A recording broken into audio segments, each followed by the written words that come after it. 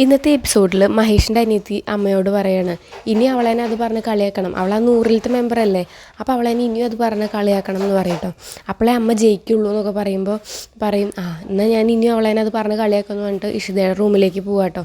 അപ്പോൾ അനിയത്തി പുറത്തിങ്ങനെ നിൽക്കും. അപ്പോൾ ചെന്നിട്ട് പറയും മോളെ ഞാൻ അതൊന്നും ഉദ്ദേശിച്ച് പറഞ്ഞതല്ല, ഞാൻ പെട്ടെന്ന് അവനൊരു ആൺകുട്ടിയും കൂടി വേണമെന്ന് മാത്രമേ ഞാൻ ഉദ്ദേശിച്ചുള്ളൂ, അത് മോളൊന്നും വിചാരിക്കരുത് കേട്ടോ, അമ്മോട് ക്ഷമിക്കണം എന്നൊക്കെ പറഞ്ഞിട്ട് ഇങ്ങനെ സങ്കടപ്പെടുകയാണ്. അപ്പോൾ ഇഷിത പറയും ഇല്ല അമ്മ, പെട്ടെന്ന് അത് കേട്ടപ്പോൾ എനിക്ക് സങ്കടമായി, അത് കുഴപ്പമില്ല പറയും. എന്നാൽ മോള് വായോ വന്ന് ഭക്ഷണം കഴിക്കുക, അപ്പോൾ അമ്മയ്ക്ക് വിഷമം മാറും നിങ്ങൾ പറയും കേട്ടോ. അങ്ങനെ ഇഷിതേനായിട്ട് പോവുകയാണ്.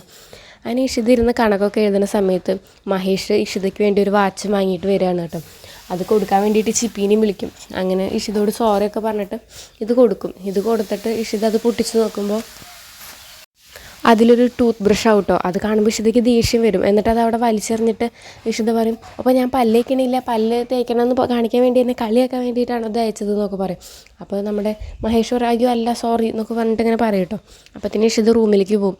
അപ്പോൾ ചിപ്പി പറയും ഇനി ഞാൻ നിങ്ങളുടെ ഇടയിൽ നിൽക്കില്ല, ഇനി ഇത് നിങ്ങൾ എങ്ങനെയാണെന്ന് വെച്ചാൽ സോൾവ് ചെയ്തോ, ഞാൻ പോവാ ഡാഡി എന്ന് പറഞ്ഞിട്ട് ചിപ്പി അങ്ങോട്ട് പോകും കേട്ടോ. അപ്പോൾ മഹേഷ് റൂമിലേക്ക് വന്നിട്ട് ഇഷിതയോട് ഇങ്ങനെ സംസാരിക്കാൻ തുടങ്ങും. അപ്പോൾ ഇഷിത പറയും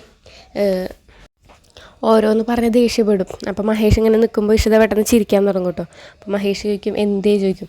നിങ്ങൾ എന്നോട് സോറി പറഞ്ഞപ്പോൾ തന്നെ എൻ്റെ ദേഷ്യമൊക്കെ മാറി, പിന്നെ ഞാനത് ആസ്വദിക്കുകയായിരുന്നു. ചിപ്പി ഇത്രയും നല്ല രീതിയിൽ നമ്മളുടെ കാര്യങ്ങൾ നോക്കുകയും നമ്മുടെ പിണക്കം മാറ്റാൻ വേണ്ടിയിട്ടൊക്കെ അവൾ ശ്രമിക്കുന്നതൊക്കെ കണ്ടപ്പോൾ എനിക്ക് ഭയങ്കര സന്തോഷമായി, അതിൽ തന്നെ ഞാൻ ഹാപ്പിയാണ് എന്നൊക്കെ പറഞ്ഞിട്ട് മഹേഷിനോട് പറയും എൻ്റെ കൈ പിടിക്കും, നമുക്ക് രണ്ടാൾക്കും കൂടി നടക്കാം.